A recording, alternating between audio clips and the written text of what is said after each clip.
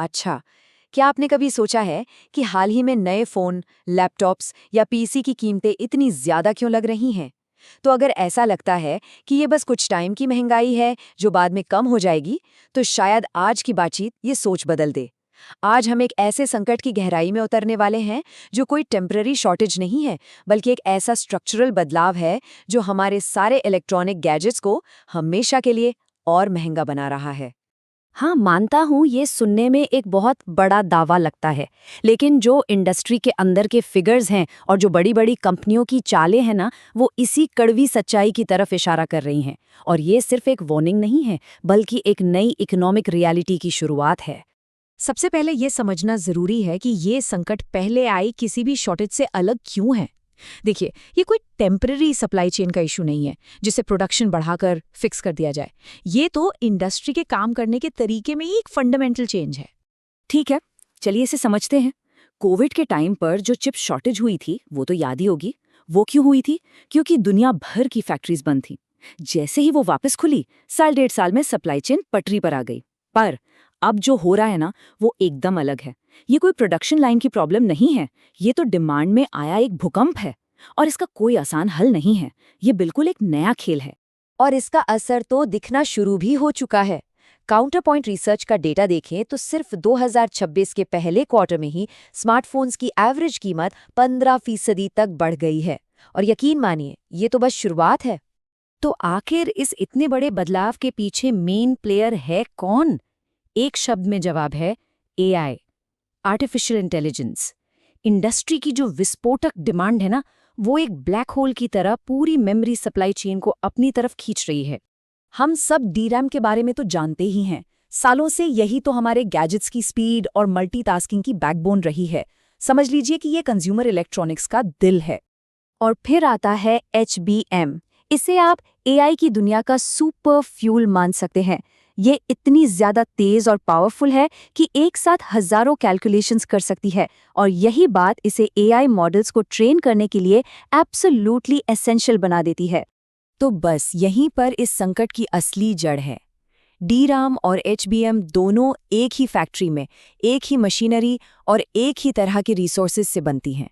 अब हो क्या रहा है कि एआई कंपनियां HBM के लिए कोई भी कितनी भी ज्यादा कीमत देने को तैयार हैं। इसका नतीजा, हमारे फ़ोन और लैपटॉप में लगने वाली नॉर्मल डीरैम प्रोडक्शन की प्रायोरिटी लिस्ट में बहुत नीचे चली गई है। चलिए अब थोड़ा और आगे बढ़ते हैं। मामला सिर्फ एआई के डिमांड का नहीं है।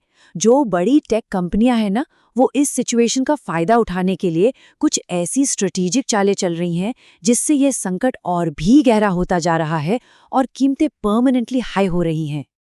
अब एप्पल जैसी कंपनियां वो एक बहुत बड़ा गेम खेल रही हैं। वो अपने जबरदस्त कैश रिजर्व का इस्तेमाल करके आने वाले कई सालों का मेमोरी प्रोडक्शन पहले से ही खरीद कर रख रही हैं।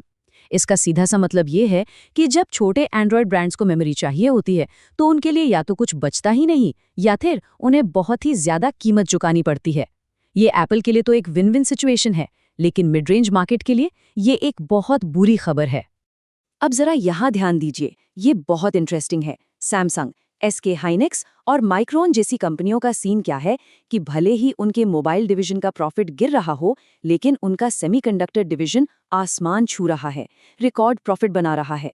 वो एआई कंपनियों को चिप्स बेचकर इतना पैसा कमा रहे हैं कि उन्हें अपने फोन बेचने से होने वाले कम मुनाफे से कोई फर्क ही नहीं पड़ रहा। और ये बात उनकी स्ट्रैटेजी में आए बदलाव को एकदम साफ दिखाती है।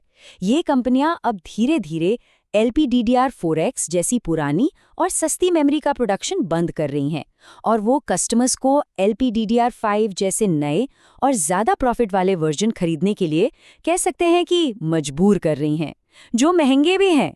मतलब साफ है, वो अब वॉल्यूम की जगह प्रॉफिट को चुन रहे हैं। अब ये समझने के लिए कि चीज़ें कितनी महंगी हो गई हैं, ज़रा इस नंबर को देखिए। आज की तारीख में एक हाई एंड 12 GB रैम और 512 GB स्टोरेज मॉड्यूल की कीमत, सिर्फ एक कंपोनेंट की कीमत 25,000 रुपये तक जा सकती है। और जब इसमें एक हाई एंड प्रोसेसर की कॉस्ट जो लगभग 25,000 रुपये है जोड़ दी जाए, तो सिर्फ इन दो मेन पार्ट्स की कीमत ही 50,000 रुपये तक पहुंच जाती है। और याद रहे, इसमें अभी तक स्क्रीन, बैटरी या कैमरे की कॉस्ट तो जोड़ी ही नहीं गई है। लेकिन कहानी सिर्फ एआई और कंपनियों की स्ट्रैटेजी पर खत्म नहीं होती। दुनिया भर के कई और मुद्दे एक साथ मिलकर इस सिचुएशन को एक परफेक्ट स्टॉर्म बना रहे हैं। तो इस पजल के और कौन-कौन से हिस्से हैं? कई और फैक्टर्स हैं जो इस आग में घी का काम कर रहे हैं। आइए एक-एक करके इन पर नजर डालते हैं। जियोपॉलिटिकल टेंशन से फ्यूल के दाम बढ़ते हैं, जिससे शिपिंग महंगी हो जाती है। ताइवान में पानी की कमी, ये सीधे-सीधे चिप प्रोडक्शन को स्लो कर सकती है, क्योंकि चिप बनाने में बहुत सारा साफ पानी लगता है। फिर डॉलर के मुकाबले रुपए का कमजोर होना हर इंपोर्टेड पार्ट को भारत में और महंगा बना देता है। और तो और चिप्स बनाने के लिए जो रॉ मटेरियल चाहिए, जैसे कॉपर और रेजिन, उनकी कीमतें भी आसमान छू रही हैं।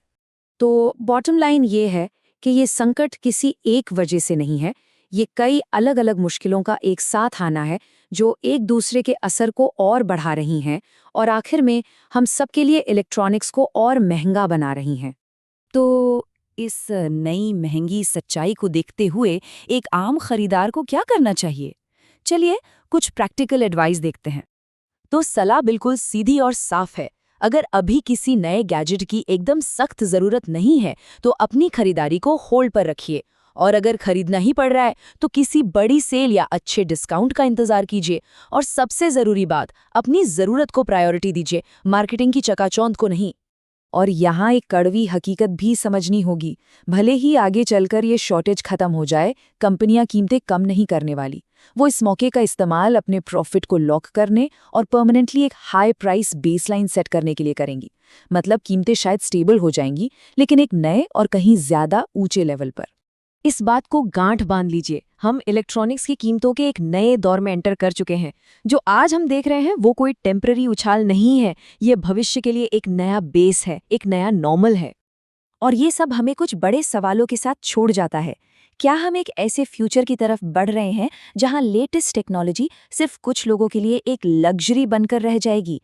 इस नए महंगे दौर में बजट फ्रेंडली डिवाइसेस का क्या होगा? क्या वो बच पाएंगे? इन्हीं सवालों के जवाब आने वाले सालों में हमारी डिजिटल लाइफ को शेप देंगे। सोचने के लिए वाकई बहुत कुछ है।